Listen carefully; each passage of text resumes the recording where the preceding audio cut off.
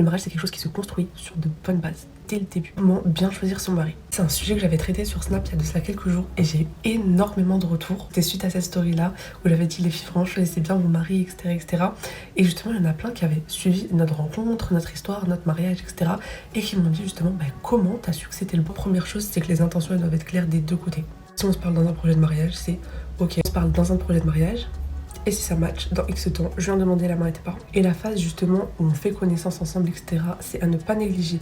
Les filles, faut pas aller trop vite sur cette étape-là. Simplement parce que techniquement, ton mari va te suivre, j'espère, toute ta vie. Et au cas où les filles, se marier, c'est pas juste la fête, etc. C'est vraiment un vrai engagement sur du long terme. Une des choses que j'avais faites à l'époque, et d'ailleurs je m'en souviens quand j'en avais parlé, les filles, vous avez trop aimé l'idée, et j'avais fait une liste d'une centaine de questions, je crois qu'il y en avait 120, 130. Je lui avais donc posé des questions sur tous les sujets possibles et inimaginables. Je vais d'ailleurs mettre cette liste sur tous mes réseaux. Ça traitait de plusieurs sujets. Par exemple, est-ce qu'il a des dettes? Et son salaire? Est-ce qu'il a de l'argent de côté? Oui, non. N'oubliez pas les filles qui doivent vous assumer. Donc pour moi, c'est totalement normal de parler d'argent à cette étape-là, même si c'est que le début. Quelles sont sa relation avec sa famille? Quelle est sa vision des choses par rapport au mariage? Sur l'éducation des enfants? Sur ses antécédents médicaux à lui et à sa famille? Le casier judiciaire, et je vous jure que les filles, c'est sérieux.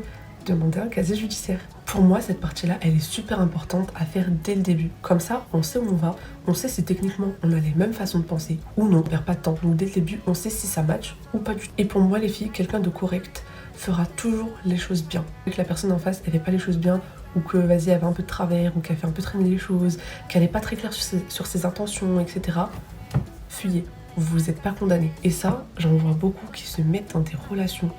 Elles sont bloquées, mais elles ont des menottes pires que... Alors, dites-vous que même les femmes mariées n'ont pas ces menottes-là. Pour moi, les filles, c'est pas possible.